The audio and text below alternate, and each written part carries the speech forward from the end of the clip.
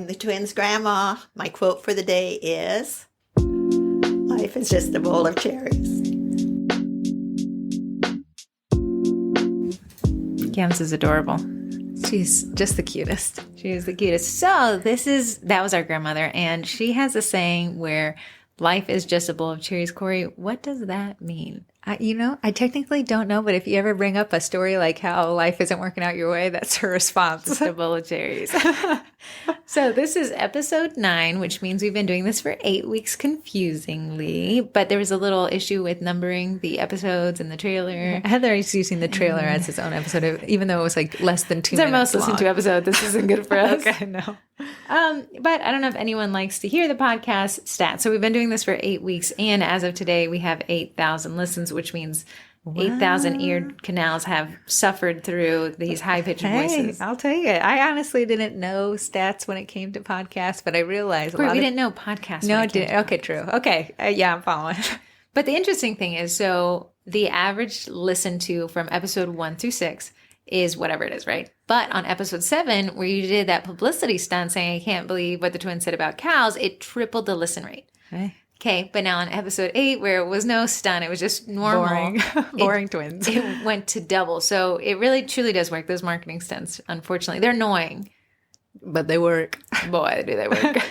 So I'm Heather from Sugar Cookie Marketing Group on Facebook, and I'm here with my twin sister. Our voices are so similar that even the AI software cannot differentiate us, which is terrible when it comes to transcripting this. Yeah, so you'll never know if it's actually just Corrie doing the entire podcast, talking like an insane person, like 2 people, or if it's maybe this entire group is run by one person who has a split personality, a hilarious twin. She calls herself Heather, and then the reality Corrie and insane Someone person. did say, I thought you were talking to yourself as like a way to get engagement on your post. Not a bad idea. Hey. So Corrie and I have been in digital marketing for, I think I've been doing it for 12 years. Corrie's been in sales since forever. And so we come from a Facebook group called Sugar Cookie Marketing, where we teach people how to learn how to market their baking business. So most of them are sugar cookie decorators, but we have a few Mac people. We have a few cake people. We got the brownie folk. There's one cheesecake guy. There's one cheesecake ninja out there. Right. So it's a great group. And I think we've just reopened the doors. So if you've been dying to get inside, you're welcome. Right. We're excited to grow, at a good rate that keeps everyone in their businesses growing, but also keeps the group focused as well. So I am super excited to open those floodgates. Okay, so just a quick run through of what we're going to cover out in the podcast. Intro, obviously, had my grandmother doing a cameo, which is great. Mm-hmm. The marketing minutes will be something we cover with a marketing strategy that benefits your business. A lot of times it's about pricing. Sometimes it's about other things, but it's to put more dollars in your pocket. Right. After that, the business of baking is a little bit less marketing focused and more business focused. So things that we as business owners find help us that we think can help you. So that's a great one. Corey's just looking at me deadpan. I'm looking for feedback. Okay. All right. I'm going to give you I'm going to wink at you. Okay. This is a podcast. They cannot see you winking. Wink, wink. Then we go through voicemails where people have called in or texted in or emailed in some various questions. Really breaks up from hearing my voice and Corey's voice. Amen. So it's my favorite part. Then we go through a couple group things that we're doing from lives or challenges, and then we finish up with Twinterests. That was a tongue twister. I think it was my We're just babies. So, Corrie, you want to introduce, I know you love talking about popcorn pricing. So this is the Marketing Minute. We want to talk about popcorn pricing. It's our favorite subject because it is an amazing pricing strategy. Popcorn pricing. And the way it got its name isn't because we love popcorn. It actually was. I love popcorn. I honestly do love popcorn. When me and Heather go to the theater, we get a little popcorn and then we go to the little butter thing and we just keep holding it down. Keep holding it down. Hey, there's a line for me. That's it again. We even leave the movie halfway through to re-butter up for the last. Mama ain't raised no fool. But popcorn pricing comes from the name that theaters use when they upsell you on their popcorn bags and their Coke, soda, cocaine, pop, whatever you want to say. But I actually looked up, AMC is a local theater here. I'm sure there are many of them everywhere around, but AMC is the one we typically find ourselves in to watch Tom Cruise movies. But I actually looked up their pricing for you, Corrie. Oh, tell me. Okay, so it's interesting. They don't even offer a small. Instead, they call it regular. I see what they're doing there. Right. So they have regular and large sizes. The regular size popcorn is $8.79. Okay, that is highway robbery, but go on. Popcorn's Delicious. good. I'll pay it. The large pricing is $9.79. So it's just $1 difference. It's $1 difference. Oh my! This is why popcorn pricing works. If I was in line right now at AMC, it would be a no-brainer if I knew Heather was going to be eating the popcorn with me that I would get a large for $1 extra. I'd feel like an idiot if I said a regular. Okay, let me hit you with the Coke prices. Hit me. You know, Going I right can't. to cocaine. I'm just kidding. Sorry, guys. They're regular, so they do the same pricing structure, regular and large. Okay. So the regular is $6.49. Okay. The large is $6.99. Oh, my mind is blown. For 50 cents, you can go from a regular Joe Schmo to Tiny a cup. more soda than your heart could ever drink. So AMC has it on lockdown. They do understand that, people are there. They want popcorn and a soda. Pop, if you call it. I know we call it Coke up here for some odd reason. But they know that you're going to be there. You want to eat snacks while you watch your movie. And you're not going to be stuck with the regular size. It'd be a no-brainer. You'd have to, I don't even know. Isn't it? The size is so different. A large popcorn bowl can fit, a head can fit in it. The wild part is the ice in the soda will melt before the movie's over. You'd have to get a refill. I have never finished a Coke or a popcorn in a movie ever. Absolutely not. But my mind says I need this.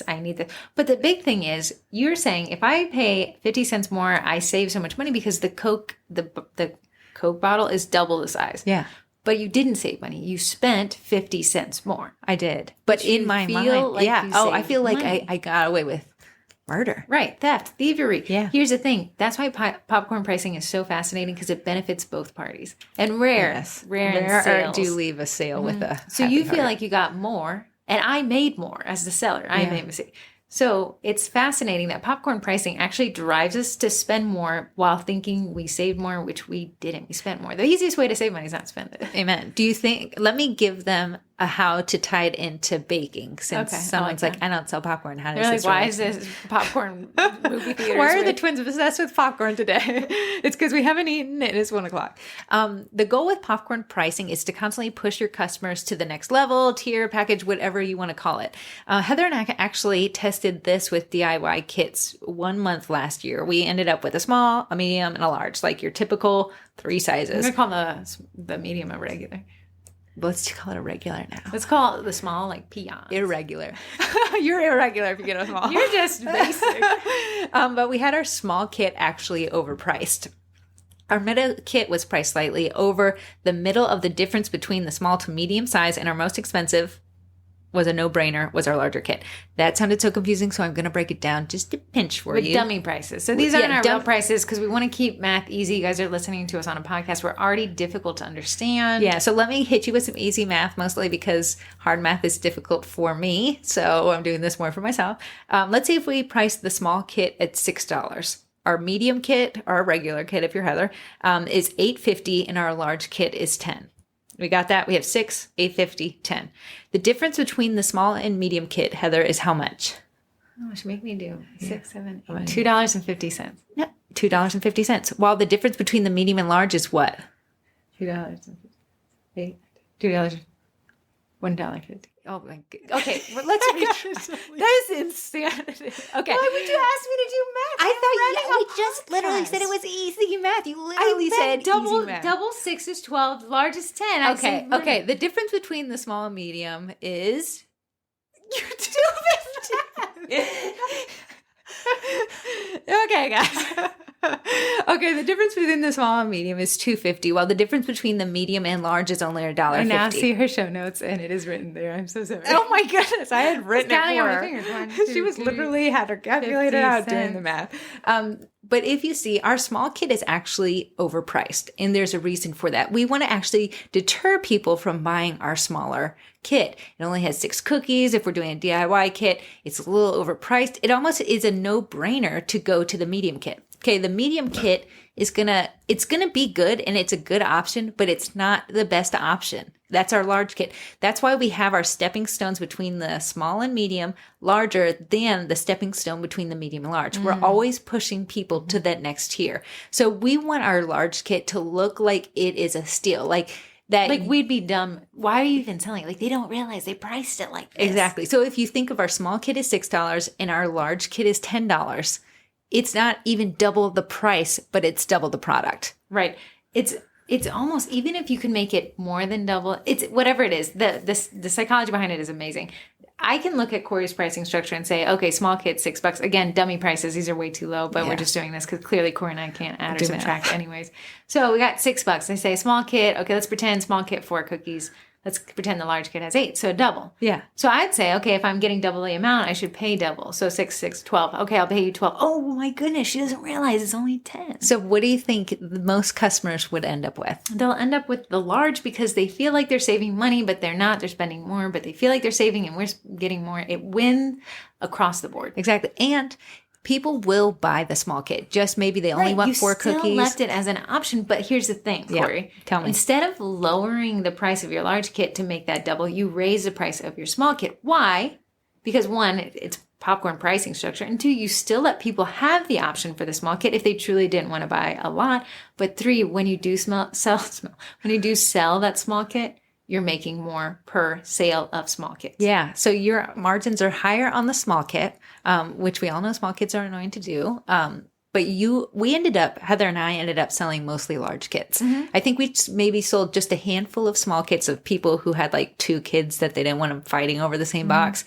But we left with our highest margin being our top seller. And that is why popcorn pricing works both for the seller and for the buyer. Everyone leaves that sale happy. Yeah. So to recap, without the math problem there, to recap what we said is you're going to have kind of 3 pricing. Popcorn pricing can work off of 2s or 5s, but we want to keep it pretty simple, right? Because we're not trying to reinvent the wheel. So Corrie and I keep it to 3. Small, medium, large. That's what we're conditioned to. Your small will be more. If I bought 2 small kits, it'll be more than the price of my large. But you'd get the same amount of stuff. Get the same amount of stuff. So that's the key there, is that my small kit, if I bought 2, I'd be losing. I just turn around and buy the large kit, I get more. Exactly. 2, I'm making a face to Heather. I just want to interrupt. Imagine if I said the small kit was 2, the medium 4, and the large was 8. I'll just get the small kit. I'm not gaining anything by spending more money. And now you've allowed me to look back at my budget and be like, well, I shouldn't be spending 8 anyways. There's no incentive. There's no push. So you almost have to just be like, oh yeah, I have $2. I'm just going to do the small one. Versus if we priced it with that step ladder pricing where the gap is smaller as we get to our highest margin item, which is our large, it makes you stand and think. It's the popcorn effect at AMC Theater. AMC Theater doesn't care what the price of the regular is. That's the decoy. You're thinking like, idiots, I'm going to buy a large. It's double the size. These guys don't even get it. No, the what is overpriced is the regular. What's accurately priced is probably the large. I still feel it. My wallet still feels like it's overpriced. There's in no world should you be spending $10 for a soda. Right. So it's decoy pricing is technically what popcorn pricing is. And it works like a charm. It works so well that it works on me every single day. It's the same concept of the different type of strategy you see: free shipping, or spend this much to get free shipping, or buy one, get one 50% off. Sign me up. These are just ways that pricing psychology drives us up to the next year of prices. And when it works in both favors, it's a win-win. Then they leave the sale happy, feeling like they, stole from you, I guess. Mm-hmm. And you leave happy knowing that you stole from them. I'm just kidding. That is not true. That's exactly what marketing is. Thievery, legally. So that is my favorite thing is popcorn pricing. I know we get a lot of questions on it. I hope minus our math foobar there that you kind of got it. Don't let them do easy math.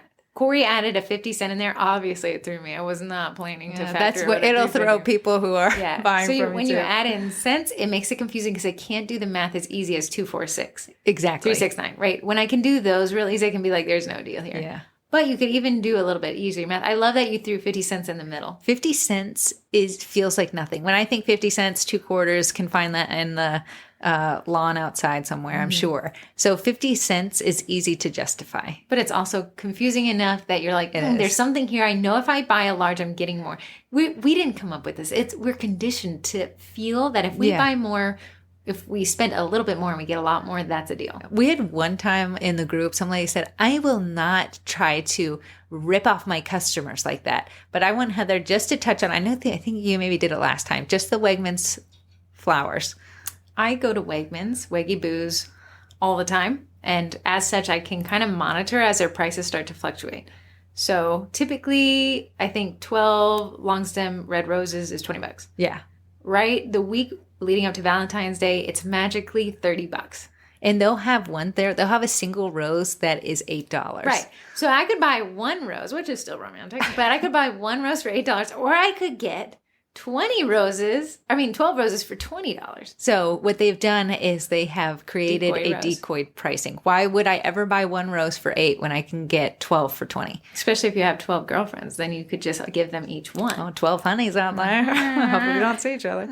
That's all I had for popcorn pricing. I hope we either confused you a lot or made sense a little. I'm going to get a popcorn tonight, though, because that sounds delicious. I know. It's because we're so hungry I'm now. so hungry. That's why my math was off, guys. It wasn't me. It was my belly. He's taking It's a all brain. my energy. Now on to the business of baking. I know Corrie really wanted to touch on this. did. I like it. I like it a lot. Okay. I like it because Corrie wants to talk a little bit about protecting your mental health as a business owner. My dad would always say, I wouldn't wish business ownership on my worst enemy. And I was like, what do you mean? And I'm like, oh, that's fair. When you are a business owner, you might think you're a baker, but you are so much more than a baker. You are accounting, you are HR, you are packaging, you are reputation shipping, management, web development, photography, social media. It is exhausting to be a business owner. You're like, but I just want to decorate cookies. But not if you're a business. But that is why I wanted to touch on why mental health is so important and why you need to spend as much time protecting it as you possibly can. So I have maybe 4 or 5, maybe 6 easy steps that you could implement today and your brain would be happy for it tomorrow. I know what I wanted to say about Heather, like baking is so much fun. And a lot of people are like, oh my goodness, I love seeing my customers' faces when they pick up their stuff. But on the other side of it, it can be very isolating. You're in your kitchen at 1 a.m. in the morning. You know, the family might get a little bit angry with you. Always, I gotta bake this. I gotta make this, you know, and they become resentful toward it. You also compare yourself to other people and that steals a lot of joy. At the end of the day, if your business doesn't have you, you don't have a business. And that's why protecting your mental health is so important for your success. So I'm going to take the first one. I'm going to have Heather take the second one of the one I chose, but set up an autoresponder on Facebook. Love it, love it, love it, love it, because it is automation, which we're going to get to. It is automation. Heather, has anyone ever passed away not being able to place an order in the middle of the night? To date, I have 0 recorded cases of death caused by not being able to place a cookie order. So your customers are one-track mind. What they are thinking about themselves is themselves. That's the number one. So if they are like, oh crap, I need cookies for next Friday, and it's 12 at midnight, guess what? They're going to message you. And that's fine. That's the time they thought about it. I didn't go to bed till 1. TikTok would not let me go. But that doesn't mean because Heather didn't go to bed at 1 that I need to accommodate her at 1 in the morning when she has an idea that pops up. But on the flip side, it also doesn't mean you need to punish me. I just had the idea at 1, it had to get taken care of. So how do we handle without offending both of us? What can we do? So setting up autoresponders, you can actually, Facebook's made it super intuitive where you can set it to go up at, say if you are like, I stopped talking to new customers at 5 at night because that's my family time. That's when I'm cooking dinner. You can have it go up at 5 and come back down the next morning at 7 when you wake up. And it does it itself. You're not sitting there enabling it. You say, listen, after 5, I don't want to respond to anything. So set up this automated message to go out and turn off at 7 when I'm back in front of a computer. Exactly. And I have an even idea that you can put on there. So, hey, so-and-so, we are closed right now, but I will get back to you first thing in the morning. Until then, let us know a little bit about what you're looking for so we can better assist you tomorrow. That last part is nothing but NetTwin because you've gotten your autoresponder to take off a few more back and forth questions for you while you're sleeping. Yeah. So having your autoresponder ask for somebody's due date, asking for what they're looking for, inspo pictures, and asking for their budget or, you know, what they're looking to, you know, what the party is, how many people are going to be there. You'll get to know before you ever sit down everything you need to know to get started. And you're like, Heather, what if someone's like, but they're going to run to someone because I'm sleeping? Plus the person they run to, it's fine. It is. It is a risk you take, but if you're so exhausted from baking that you can't even keep your business open, then it's not worth it. And that's why guarding your mental health in this aspect is huge for the success of your future business. I tell Corrie, look at the things that cause you anxiety or stress, the people, the things, the parts of your job. And right there is where you need to focus on something, because the stress doesn't take care of itself. Right. It never does. If someone gets mad at you for having a straight 8 hours of sleep, that's not your ideal client. No. That is someone who respects you, who respects your business and respects your boundaries, are who you want to sell to. That's who you need to cultivate. If someone gets angry that you were not awake at 3 a.m. talking about... I just don't think they're going to. I just think you got to see... I don't think so either. The people on the other side of the computer aren't these monsters. They're our clients, right. And I work really late, right? I just enjoy just dragging out my workday. But, I'm sending emails at 7 or 8 or 9 p.m. at night, and it says, hey, at the end, don't worry about it. I'm not expecting a reply. I just want to make sure I know that you got an email from me. And I think that is healthy. Right. That is healthy mentally. It's healthy for business. And that is my first step on things you can do to help your mental health. Heather, take the next one away. Actually, I'm just going to add one more to the one you're saying. Sorry. I really we had talked about this in a prior podcast, but I really like Quiet for Gmail because it silenced my email from pinging the server. So an away message is good, but it still lets you know that somebody messaged you. Unfortunately, yeah. Okay, that mental tax, that taking up space in your brain, not paying rent, that is still exhausting. So our cousin, if she ever listens to this again, I'll be surprised, but our cousin Jenny was trying to set up boundaries. So she was invited to a work meeting on her day off on Saturday. And she said, my family nickname is oddly Head. She said, Head, I don't want to go to this meeting, but I see the invite and it's bothering me. And I said, Jen, you need something that makes it so you don't even know the invite ever existed, because your boundary said you weren't going anyways. So let's say you're still reading messages. It still caused me anxiety. It still causes you anxiety. So what I have is my Gmail on my phone actually turns off after 7 p.m. And it gives me the Quiet for Gmail app. It gives me a heads up saying, hey, just so you know, you're about to go silent. Your Gmail's about to go silent at 7. Check anything left. I can still force it to ping it. But that was my own choice. But that is a business boundary that is also protecting Heather's mental health. Unfortunately, I'm very nosy, so I leave everything on. It is what it is. Okay, but if Corrie wakes up and she finds herself getting stressed after hours, it's her job to assess what's causing the stress and what you can do to mitigate it. So absolutely. Quiet for Gmail, really loving that thing. After we talked about it in the podcast, I have been using it exclusively. I love it. On the weekends, I have it ping one time. I love that. I think the one thing people are going to take away from this podcast is the fact that your nickname is Head, and that's all they're going to hear. You want me to tell them your family nickname, Corkle Bun Squirt? Okay, I retreat. Okay, so our next one is one that we see often, because oftentimes a lot of these people are hobby bakers. They're not hobby bakers. I'm going to call them side hustlers. I think one man. If you're making money, you're not a hobby person. Also, if you're in Sugar Cookie Marketing Group, you're here to take your business to the next level. Yeah, this is not a hobby anymore. You're learning how to reach new clients. It's a part-time job, and then it's going to be a full-time job. Right. So the next thing, the next tip. So we had set up an autoresponder on Facebook. I added the Quiet for Gmail. The next one is, you don't have to be everywhere, but you do have to be somewhere. So, Corrie, when we're talking about that, what am I saying? Okay, what she is saying is there is no end to the marketing avenues you can put your time to grow your business. You could, if you wanted to, you could be a social media manager, and then you wouldn't be a baker anymore. That's exactly what we tell our clients is, they're like, I say, hey, here's what we're going to do. Okay. Hey, you could steal this and do it yourself, but you're not going to be a plumber anymore. You're going to be an SEO because of how much work it involves. So we find ourselves fitting in best with clients who have too much to do and no time to market, which is a lot of the people here who don't have the expendable budget to hire a marketing team. But they know that they need to be somewhere. But what we're saying is you don't need to be everywhere. Right. So a lot of people don't use Twitter or LinkedIn. You can park those pages, reserve the LinkedIn /pages/Sugar Cookie Marketing, so somebody doesn't steal it from you, and then you have to use an underscore at the end. Instagram. But you don't actually have to be active on it if that's not where your target audience is, and if you do not have the time. And that is a big part of mental health. When you feel like you are being pulled in a million directions, and by the time you go to bed, you're so mentally exhausted, that takes the joy out of owning a business. It takes joy out of baking. It takes the joy out of absolutely everything. So what we want you to do is we want you to analyze your data. Where are your leads coming from? Where's that revenue coming from? Because that's what we want you to put your focus on. Right. If you're not getting leads from Clubhouse, we're not on Clubhouse. Majority of our users are on Facebook. We have some on obviously podcasts, but we're not going to make a Clubhouse account. We don't want to have time for it right now. Unless it becomes a number one lead source, then you're going to be hearing these voices live all day. But what we did was made that mental choice that say, hey, we're not going to pull ourselves in a million directions. We're going to stay on the ones that we see the best return on investment for. And we're going to park the other ones. They're there if we ever need them.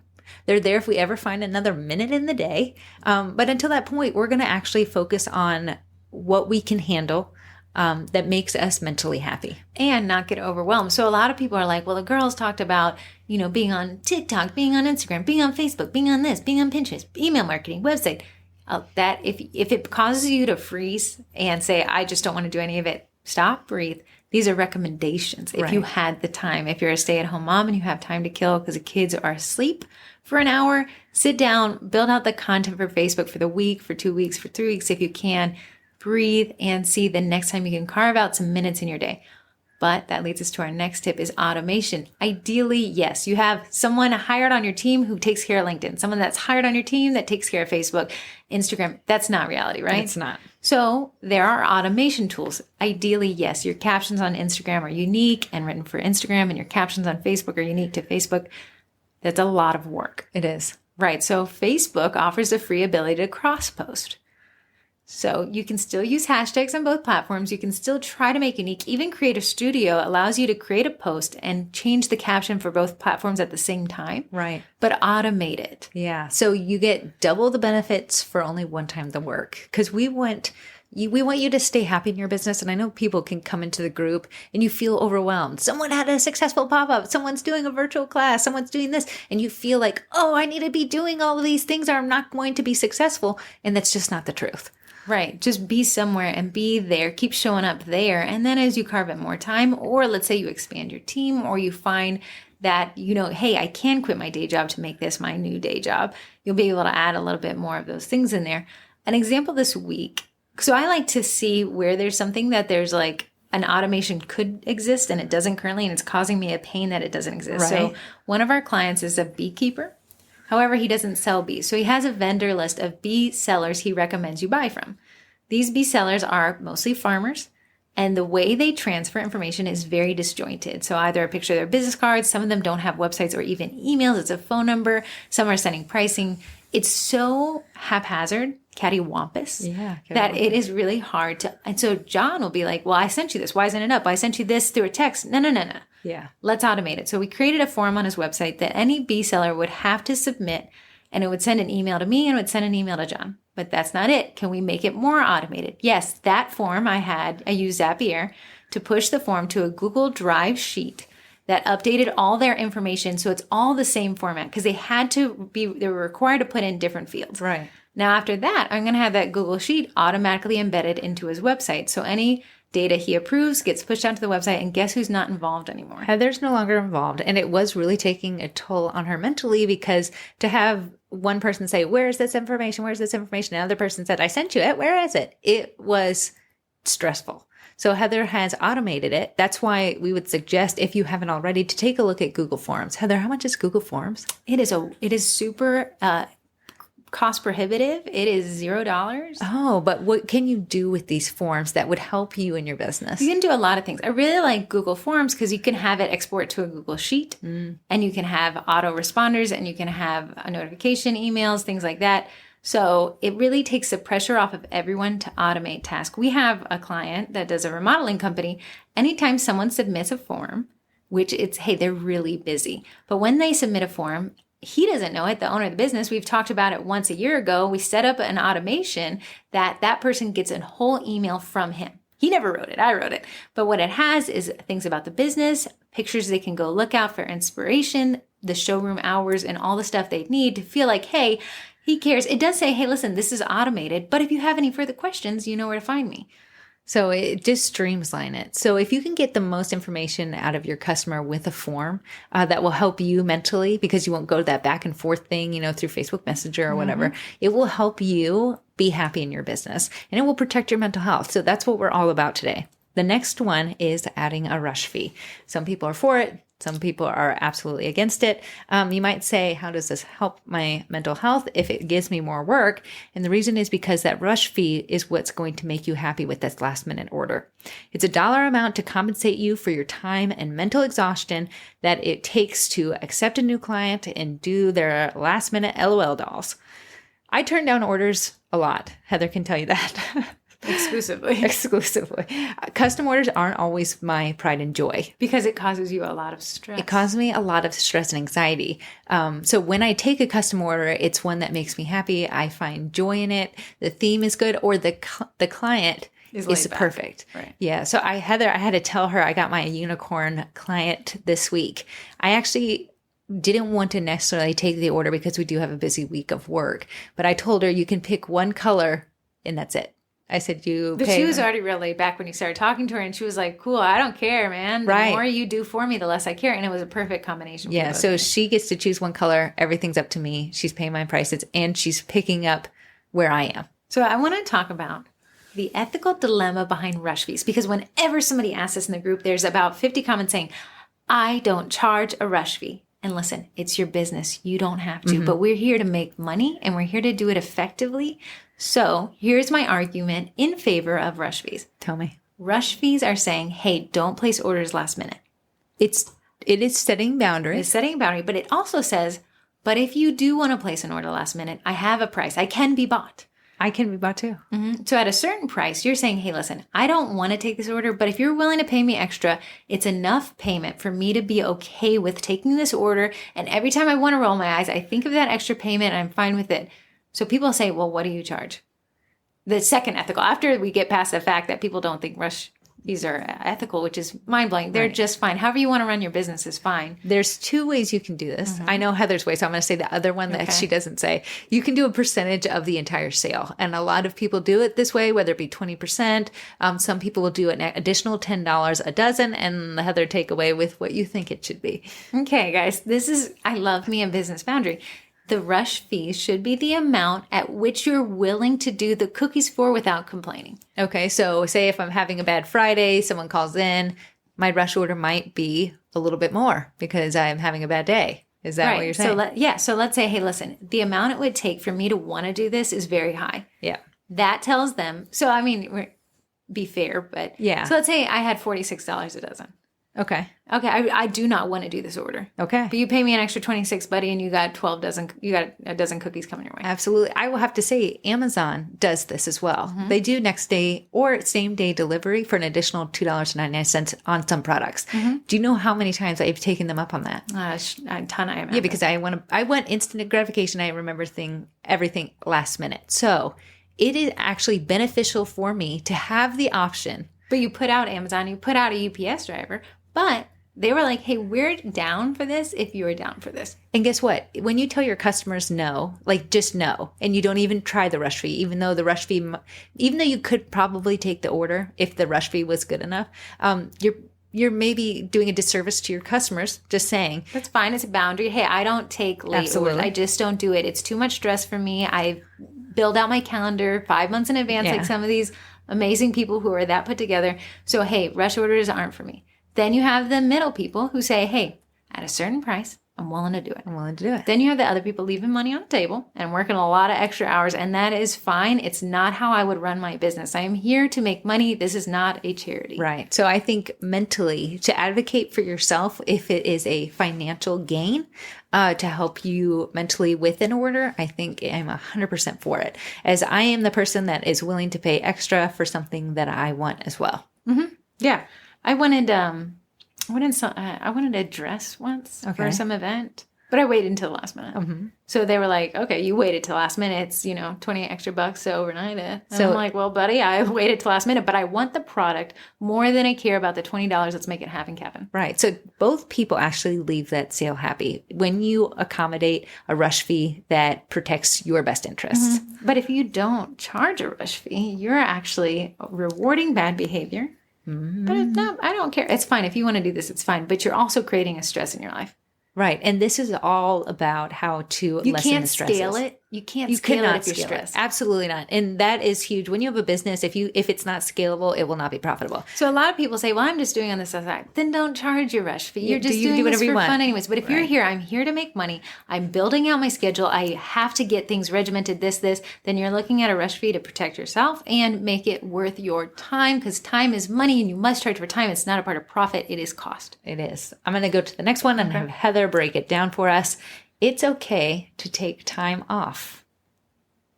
Yeah, Corrie and I take off random days throughout the week sometimes, but nobody would know it. How does someone not know it? Because we automated our content at the beginning of the week, so it's still going. A lot of times, here's the thing. What I love to do is when a client emails me and I say, listen, I'm going to follow up with you on that next week. I write the email right then, and I use Gmail, has built-in free scheduler, and it sends out when I'm not there. I wrote that when I told you I was going to follow up with you, not when I actually was supposed to. Yeah. So what we're trying to say is it is okay to take a break if you need that break. Your business is only a business if you are there. So if you run yourself into the ground, you're not going to have a successful business. You're not going to be happy, and everything around you is just going to suffer. Quit. You will. The quit. burnout is just there. So taking a break is important. Me and Heather are getting ready to go to Disney World. So excited. And our content for our clients, the content for us, will go up while we are there, but we'll be on a break. So Right, I'll have everything automated. So we have a copywriter on the team. I'll send that to him the week out, and he'll have 30 days to get it back to me. As he gets it back to me, great. He adds it to a Google Drive sheet so I can keep track of it. Everything's wonderful. Everything else is automated. Corey's scheduling out these things. We're actually testing out a new software that even automates what the software wants to post. So we just load it up with content. It decides when it wants to push it out. So we don't even actually have to be there each and every time, and it can repurpose content for us. So say if someone says, but my customer base will leave me if I take a break. Well, let's do this. What if you wanted to take a month off? What would you do? I would say I would absolutely let people know. It is, I would have a few posts going up, right before I go on my break, just so I can be there, but I'm not necessarily there. I would use them to hype up your reopening. I would say, hey guys, the initial, hey, I'm going on a break, whatever the reasons you want to give. And then, but I'm still going to be here posting up some cookie creations, some throwback Thursdays, some funny memes. But then every post that goes up, like, T minus 28 days. So get me your orders, shoot me an email. I'll get back to you, but I'm taking orders for August. I'm taking off July, but August is wide open. So get on my calendar now, but schedule that all the day before you take this month-long break. Yeah. And it is okay to take a break. Your customers are human, just like you are. We all get exhausted. We all need breaks every now and then. And you are okay with taking a break. You cannot post to IG for 3 days. And guess what? Your account will still be there. You can take a break from Facebook, and guess what? Zuckerberg will still be waiting for you when you come back. A lot of people say, no, if you guys always preach consistency, but before consistency, before marketing, before business, we want your mental health to be where it should be, because without that, nothing else matters. I absolutely agree. Moving right along. Comparison is the thief of joy. This is a solid one. A lot of people get analysis paralysis when they start looking around at the competition. It is. I mean, it's almost humanly impossible not to. But there are ways. Tell me. Don't follow them. So are you saying that if something is not causing me joy, that I should maybe perchance leave it? Cut it out of your life? Possibly. That's actually what I did. I'm not on social media personally. It just was sucking up a lot of my time. I am on TikTok. It's sucking up a ton of my time. No, Heather did. She advocated for herself. She used to be on Facebook a ton. Now she's just on there in a working aspect. She doesn't have friends on Facebook. She's not on Messenger messaging people. She literally is just there for work. And then once work is done, she is no longer on the platform unless I send her cute dog photos that I found. Incessant. But that's exactly right. So, Corrie, we work in search engine optimization. How many SEO companies locally do you look at? 0. Right. Because what's the point? As long as we're working on being the best that we can be, that's all we can do. Right. And to this aspect too, Heather, if I'm having a bad day and I ruined an entire cookie tray, do you think I'm going to post that all the time? Do you think I'm going to tell people when I'm struggling? Highlight reel. I've seen your butter bleed. I've seen those cookies. I've eaten those cookies. They taste delicious, but you didn't post about them. But that's what you have to remember. People are having bad days. That doesn't make it to social media. And social media is a highlight reel. I'm even going to say this, and you're like, I can't believe you'd say this. If you have mental anguish when you come to Sugar Cookie Marketing Group and you need a break from us, I'm okay with that. Leave the group if that's going to help you, and come back when you grow some confidence in your ability to market. But you know what we're working on? For people who feel maybe overwhelmed by all the tips and back and forth in the group, we're just posting some major tips to the Facebook page, which is, it's just coming from Corrie and I. I'm not saying it's biblical, but no, it's the stuff that we feel like, hey, if you get anything today, try this. Yeah. So a lot of people had a lot of success in their Easter pop-ups. I want to say every 2 seconds I saw a post that I sold out of my Easter pop-ups. Popping up. It was exclusive. It was crazy. But some people I know had Easter pop-ups that didn't have the success that others did. And it's so easy to get in your mind that something's wrong with you, something's wrong with your products, you're not meant for business. And that's just absolutely not true. So if you need to cut things out, whether it be, another cook you're in an area that you need to stop seeing her post in your feed, if you need to take a break from groups because it seems like everyone's having success than you, take a break. I want you to find the confidence in your product, in yourself, and in your marketing. And that's what your focus needs to be on. You need to put those little blinders on. Mm-hmm. Here's a tip. I know this is going to sound so mean, and we're actually running way over this time. I guess we're just starving. There was a lady that we worked with in one capacity, and she was extremely, extremely rude. Okay, I think I know exactly what you're talking about. But she was very notoriously kind of infamous in the marketing world. But seeing her name pop up caused me anxiety. So I blocked her, not out of animosity, but to protect my mental health. She didn't have to see me. I didn't have to see her. And my life continued on, and neither of us care. Right. So if in the group, you don't like the way somebody talked to you, block them. It's fine. But block me and Corrie. I'm not sure what would happen if you blocked an admin. I block Heather every day.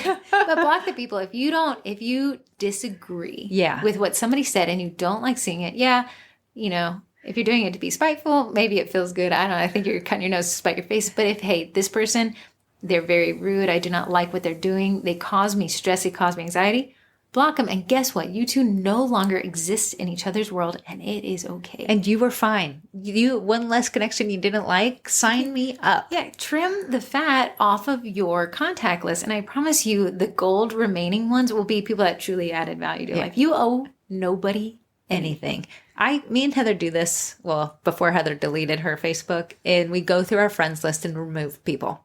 Not out of spite. No, not out of spite. That relationship has served its purpose, and now it's come to an end, and it's fine. Facebook removed the ability to say goodbye forever, but I think we got to bring it back. I know. So I don't have a large friends list, and I'm okay with that because what is in my feed is what gives me joy. So I'm protecting my mental health by advocating for myself and removing people, and it's not a bad thing. This really isn't bad. You're not losing these people forever. They don't get swiped off the face of the earth.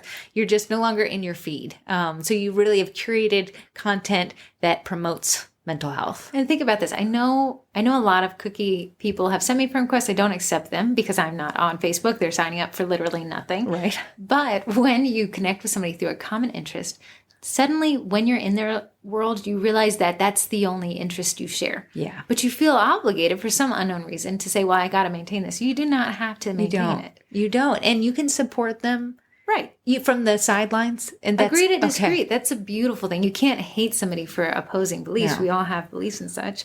But you don't owe it to them to cringe every time they say something that you maybe disagree with. Right. Just cut it out. Right. Or people that go on lavish vacations and you're like, here, I'm stuck in my sweatpants. Take me to Disney. Take me to Disney too. But if that causes you anxiety, if it Facebook affects gives you the option to see fewer posts from a person. Absolutely. They'll never know and you'll be better off for it. It doesn't mean you don't like them. It just means that you're advocating for yourself. And that is 100% okay with everybody in my book. Yeah. Wash, rinse, repeat. Amen. This next one is Heather's favorite thing. It is okay to fire your client. But caveat, our clients are not our enemies. They in fact pay our bills. I love my clients. I love them. I love the ones that love me. I love the ones that respect me. I do. Not all of them are our ideal client. Right. So we have to let them go. Corrie and I do not. Every time somebody says, how should I let this person go? People are like, tell her go, bleep, bleep, bleep, bleep, bleep. Or, whoa. Or tell her you're going to be booked for the next 50 years. Wow, like hilarious. But listen, everything with kindness and compassion, right? Right. So tell them how we normally let somebody go. We tell somebody, hey, your business is at a point that we're no longer the perfect fit for you. It'd probably be better for you to hire somebody in-house. One, it'll save you money. Two, you'll be able to get the interaction and communication that you're requiring. So we're not a big fan of telling a white lie like, hey, we're booked right now. We're more, hey, this is the end of the road. We wish you the best of luck. There's someone out there that fits you better than we can fit your needs right now. And guess what? We are better for it. Are they always happy with that answer? Absolutely. They were just fired. No, they were just fired. But they were fired in the best way possible. Yeah. Hey, you've outgrown us. You're more successful than we can provide for you. Exactly. Yeah, Corrie and I take the little L. No, that lady was crazy. No, she was crazy, but we're not going to tell a crazy person they're crazy. No, but we do wish them the best of luck. If we can, if they Make have the transition process better, give them some tips. Hey, I recommend changing your passwords after we roll off these accounts. Right. That is how we end up firing clients. And that is a pro move on how to advocate for your mental health.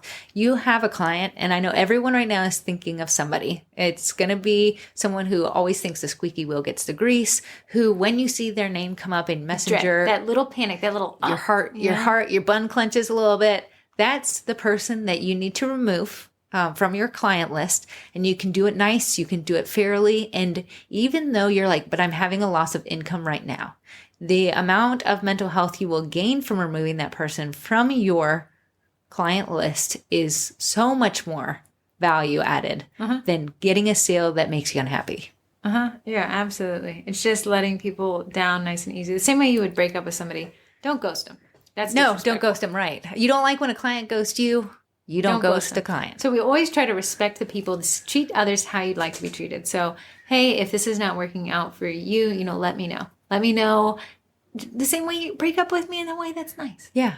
Because everyone can leave a breakup feeling not great, but okay. Yeah. You can say, okay, well, thank you so much for letting me know. You make some great points. Yeah, I guess we're not a perfect match, but I appreciate the feedback and I'll work on those things in the future. Right. So me and Heather have probably let go a handful of clients over the years. And it's always been a good move. I've never looked back and been like, nah, we should have kept it. Absolutely 0% of the times have been like, man, that could have been the difference between us being millionaires and billionaires. Yeah, we're not millionaires or billionaires. Like Maybe that was... We're trillionaires. Just kidding. Okay, let's move on to voicemails because I know I took up a huge chunk of time there. Okay, we're actually making our way through voicemail, so I'm going to need people to step up. Hey, yeah, man, give us a phone call. Let me give that phone number real quick. 571-556-5644. Basically, if you hit the middle line on your phone, you'll probably end up calling us. But you can also text us. Hey, even easier. Yeah, but no one answers the phone when you call anyway, so don't worry about it. So you won't even get one of us. We won't be like, hello, this is Corrie. How may I help you? My worst nightmare. Okay, so the first voicemail, I'm going to play it right here. Let me turn the volume up. Hold on. Hey, ladies. I just wanted to drop a question to the Marvelous Miracle Sisters. I am fairly new. I have been an LLC for about a year and a half, and I want to kick things up a notch this year, the back half of this year. And I want to know, what is the best way to go about building a website? Should I do it myself? Is it worth it to hire someone else to do it for me? Because I have seen websites that are from templates that looked exactly the same as another website, and my business mind notices that, and I don't know if that's is that cheap? Are other people going to notice that? Is that a bad thing? It's a realm that I'm not familiar with. So I would love your expertise. I love this podcast. This is amazing. I love the group. You guys are awesome. I look forward to having you answer my question. Thanks. Well, I love that. I'm going to let you take it away because I know you are the website queen extraordinaire. Okay, we preach that websites are phenomenal, and that's because they are. Why, Corey? Because you own it, technically. Right. You're renting the space on a server somewhere, probably here in Northern Virginia, but you own your website versus Facebook, where you're held to the algorithm. But again, websites are held to Google's algorithm, which is our day job. But that said, websites are great. If it causes you anxiety to even think about getting started, I'd 100% recommend hiring it out to somebody who knows how to do it better. I do that in our day job. So if, you know what I kind of hate doing? Migrating websites. Right. Heather. You know what I do? I hire somebody who does it for $50 and I don't have to think about it. All I have to say is it done yet? Are you advocating for your mental health? I am advocating for my mental health. If it causes me more anxiety than I want to handle, I'll hire it out and it'll be a great investment. So to the aspect of if she sees dupe sites, should she get a custom-made site? No. Duplicate sites. Corey, how many, let's pretend, what can I ask you a question about? Let's say we're going to hire an HVAC guy. Okay. How many websites would you probably go to before you made a buying decision? 3. What are the odds of them being identical? Slim. What if they were similar but had different colors? I wouldn't know. Yeah, and you probably wouldn't care. You're probably looking more at their reviews to see if there's people saying, absolute scam, don't hire Yeah, these. for bakers, I'm looking at the menu. Do they Right. even have what I need? So many bakers on don't there? have a website that the last thing I think people are going to be like is, what are the odds that somebody in a small town has the exact same website as somebody else in a small town? Right. With Heather and what we do for our clients is we say, I want you to find 5 websites you like. They're going to try to see the similarities between those 5, and that's what we know that they want. So you can kind of make a site, hey, I like this thing at the top. I like this call to action here. So you can Right. kind of get a unique site. I think what she's speaking about is Square. A lot of people use Square. true. It's not my favorite. Okay. It's not my favorite, but Square must have a template like most of these builders do. And it says, hey, this is the one for bakers. So you download the baker template and now you see a lot of people have it. And you're like, oh my goodness, no, I can't begin to describe to you how never in my life has it ever been an issue to have a very similar site. No, because your content on there will be different. Your words, your photos. Your offerings, the fact that they're able to place an order with you online through a payment portal, that's what they want. Yeah. So don't focus on the minutia of, I have a website and there's similar. Your product photography shouldn't and won't be similar. Your copy won't be similar. Maybe the layout will be similar, but I gotta say, if Square's giving it out as a template, it must be because it's working. Right. So don't worry about that. I would just get a site because I think you are in the right direction there. And then if you feel like it's causing you anxiety or it's just mind-boggling to even start, Hire it out, man. Don't fight it. If you're gonna sit there and learn how to do websites, that's how I got into this. Someone burned Heather. And I said, well, I'm going to sit here and figure out how to do it. And guess what? I don't work for that company anymore. I do sites. Yeah. It's a lot of work. Right. It was so much time investment that I was like, well, let me just make this a thing. But if you have the time and you're like, hey, I'm trying to work here with a budget and, my mental health can take this because I'm excited about it, absolutely do it. Figure it out. Take it step by step. There's so many YouTube videos out there. Yeah, what I really like is creating a PSD mockup in Photoshop and sending it to a builder and just saying, hey, make this happen. You lost everyone with the word PSD. So. Okay, so when I create a website mockup.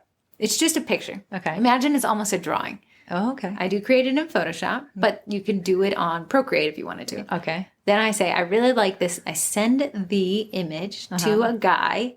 I think he lives in Iran. He and I work together a lot, so I really trust him. I give him all the stuff he needs to get started, and he says, I'll call you in a day and a half. That's how long he takes. He does phenomenal work. If you looked at the sugarcookiemarketing.com website. It was built that way. I designed it, sent it to Akib, and Akib sent it back in a couple days. So great working relationship there. Highly recommend a website. Move over to our next one. And text, why don't you read it, but slowly? Okay. Hello, Corrie and Heather. I have a question. I know you two will be doing a live on teaching classes. I had a local bakery in my very small town contact me wanting to discuss business. I said, great. When would be a great time for us to get together and chat? Hasn't happened yet, but she continues to message me asking some questions. I'm happy to respond, just don't have the twins' best answer yet. She is wondering if I plan to teach classes. I'm going to assume her decorating needs some awesome lessons, if you know what I mean. I've seen their cakes and they recently started decorating cookies. Now, I do plan to teach classes. I'm just about to go into renovation mode with my kitchen and will be taking a brief break. So my question is, would you charge a business differently? Would you run and say no? Would you just eat their delicious cupcakes and tell them to stick with what they do well? Thank you both for everything you do. Corrie is my favorite twin. Oh, man, I just read it. I read what I read. It definitely says head is the best. Okay, well, Heather, we did discuss this one. I'll let you take over the answer. Okay. Corey had a great point when we were talking about this. Are they going to be your competition? Probably. Right? So they want you to teach them so they can sell it themselves. If you don't, will they find somebody else to teach them? Yeah. They will. They'll either do it online, which is super easy, or they'll find somebody else in your neighborhood and hire them. Yeah. Or you can make the money and do it. You can make the money. You cannot stop competition. It's healthy to have competition.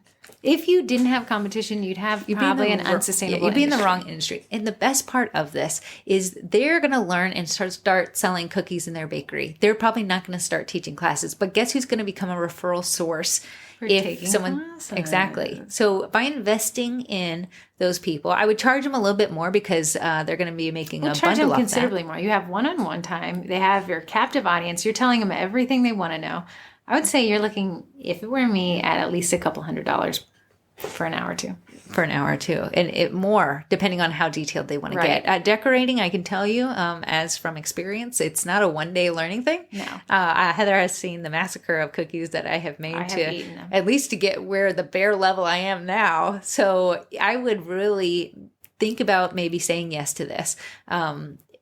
Charging, you're training your competition. Hey. Why would you tell us to do that? Aren't we supposed to burn down the bakery? No, because when small businesses win, we all win. High tide raises all ships. High tides raise all ships.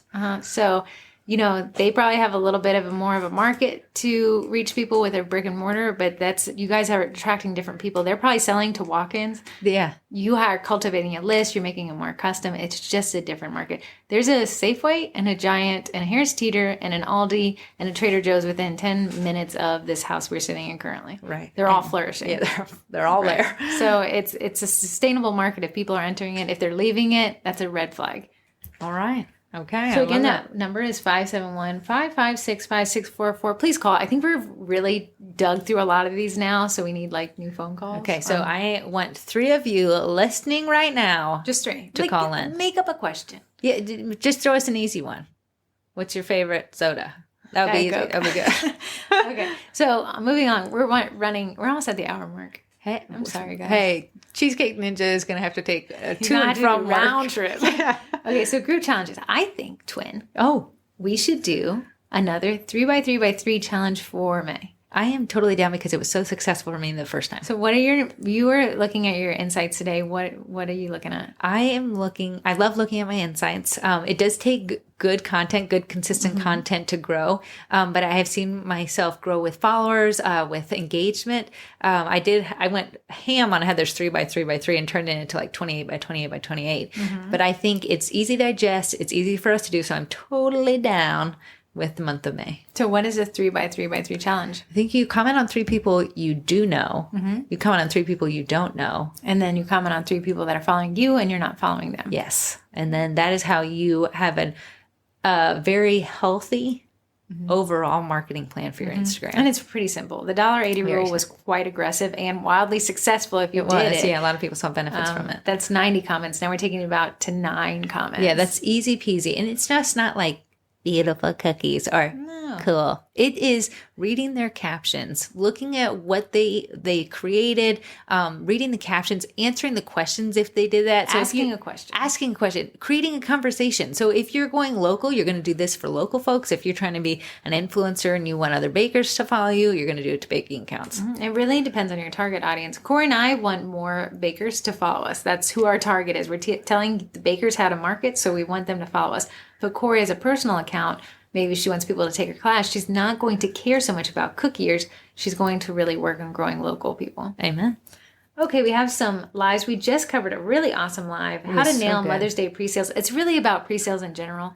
Yeah, and she said Mother's Day, but you could use it for any. It was any amazing. pre-sale. It was great. Yeah, she had so many little tips and tricks you just didn't think about. I'm going to give you a little one. She has actually 2 pickup locations for every pre-sale. She has one on her side of town, one on the opposite side of town. She's bribed somebody, I think it was a past client, to say, hey, if you let me use your Location, front porch, I'll give you extra cookies. Yeah, And you that's get all it to is. keep whatever doesn't sell. Yeah, which then- none of it doesn't sell, which Yeah, is I know. hilarious. It's crazy. But she still gives her free Yeah, cookies. I thought that was a phenomenal live. And if you missed it, you can actually go up to the events tab in the group. Heather so graciously shares the live within the actual event. So you can scroll down into the discussion and you can find it there. Right. Also, we have Taught by You and Me. Woo! Tomorrow at 10:30, which will be Thursday, is everything you've ever wanted to know about teaching sugar cookie decorating classes.